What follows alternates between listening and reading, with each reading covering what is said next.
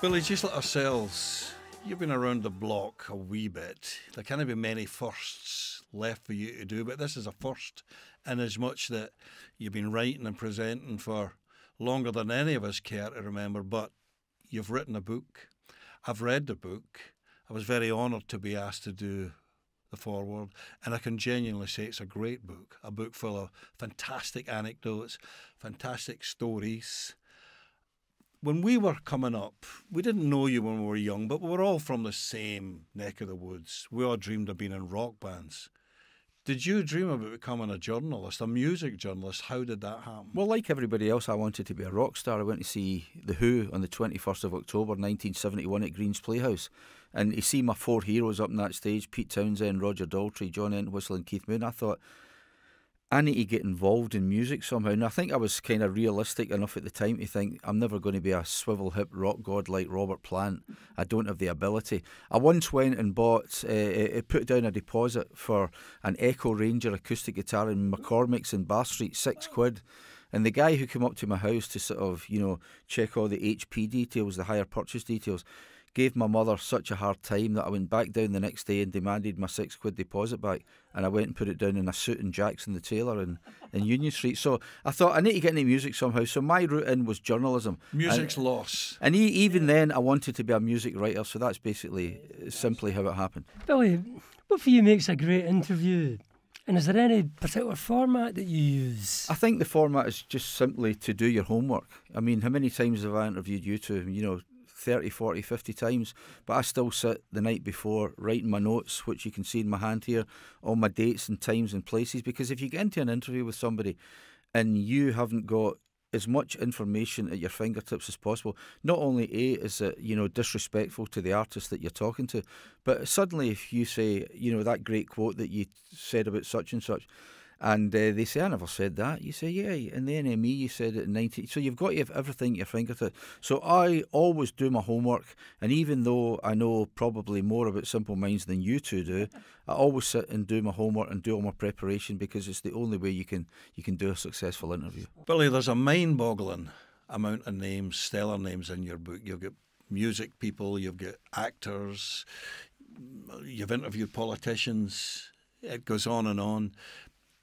As much as there's, countless names there, who were the ones that got away? And was there any near misses? Somebody in your heart you felt, that's the interview I wanted to have? I'd love to have interviewed Sinatra, the chairman of the board. The closest I got was I interviewed Nancy Sinatra. She wrote a book about her father, and interviewed her, and she was fantastic. But there was two that got away.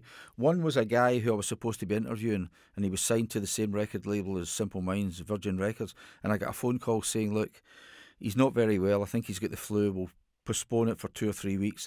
And then it never happened. Sadly, 2 or 3 weeks later, he passed away, and that was the legendary Roy Orbison. So I would love to have done him. But the real big one was, you remember that I think it was back in the 80s, Michael Fish, the weather guy on the BBC, said, there's not going to be a storm. Some woman had written in saying there was going to be a big storm that night. And he said it was a lot of nonsense. And of course, there was the biggest mother of all storms, all over the country. And I managed to get my way all the way from Glasgow to London and into central London to do an interview with a guy. And he couldn't get out of his house in Henley and Thames, because all along the roads leading into the capital, there was trees blown down and roofs of buildings, and it was George Harrison.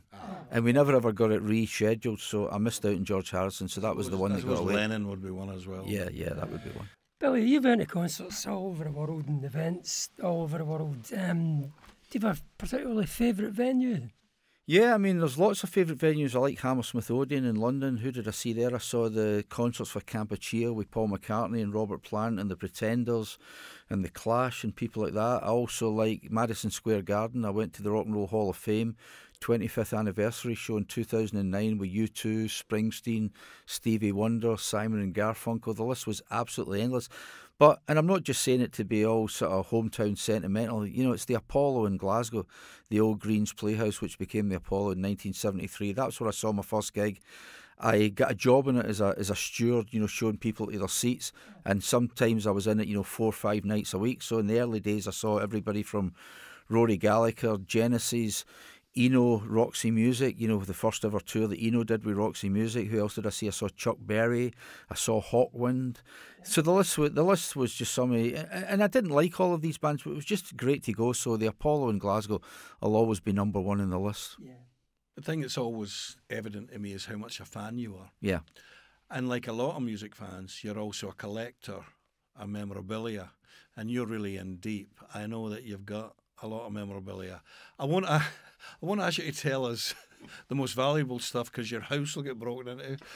But you know, what are the things that are the most? What are your biggest treasures for the kind of, you know, the trips that you've made? I've got a real good Simple Minds treasure which I found recently, and you'll remember this, Charlie. In 1984, U2 were playing at the Barland in Glasgow on the Unforgettable Fire tour, and they were here for a couple of days. And Simple Minds decided to take them for lunch down to the Lomond Castle Hotel in Loch Lomond.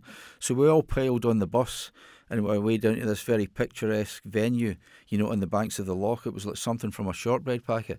And, you know, there was everybody from Simple Minds, everybody from U2, Bruce Finlay, your manager, in we go. And there was a menu specially printed which said U2 on the Unforgettable Fire tour, welcome to Scotland from Simple Minds. Now everybody just looked at the menu and said, I'll have the prawn cocktail, and I'll have the steak pie and chips, and I'll have the Black Forest Gateau, and threw the menu away.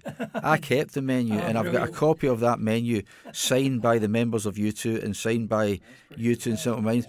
But the best thing I've got of all is I've got Prince's waistcoat. I went to see Prince at Wembley Arena in London, and he threw his waistcoat off the stage, and I caught it, and I've got it framed with the ticket stubs and pictures of him wearing it, framed in the office where I wrote this book.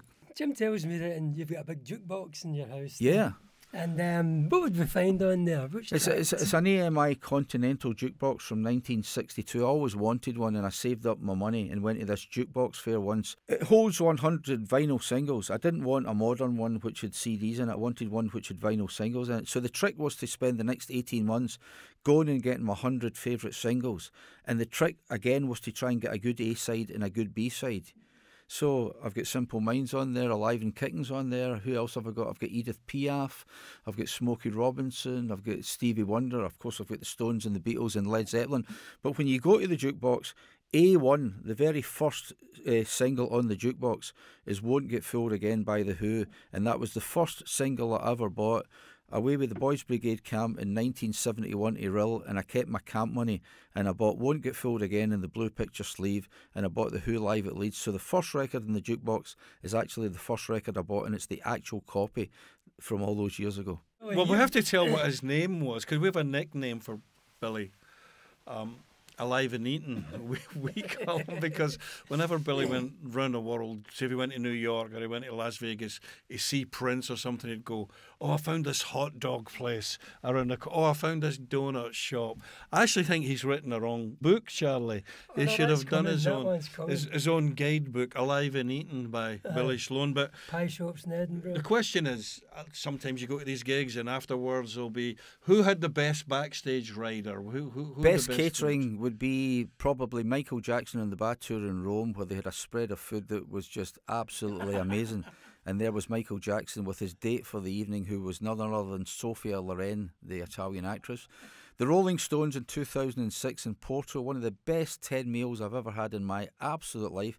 They had these barbecued prawns that were the size of table tennis bats, and I must have had all right, enough. We're 15 starving. or 20. And I have to say, Simple Minds, the last time I was on the road with you guys, I had a very, very nice char-grilled monkfish. So things are definitely what's the quote? If music be the food of love, yeah. And they always say that like an army, a good rock band marches in their stomach. So that's certainly the case going on the road with Simple Minds. Considerable stomachs in this room as we speak. But I started by saying, or identifying the fact that none of us are spring chickens.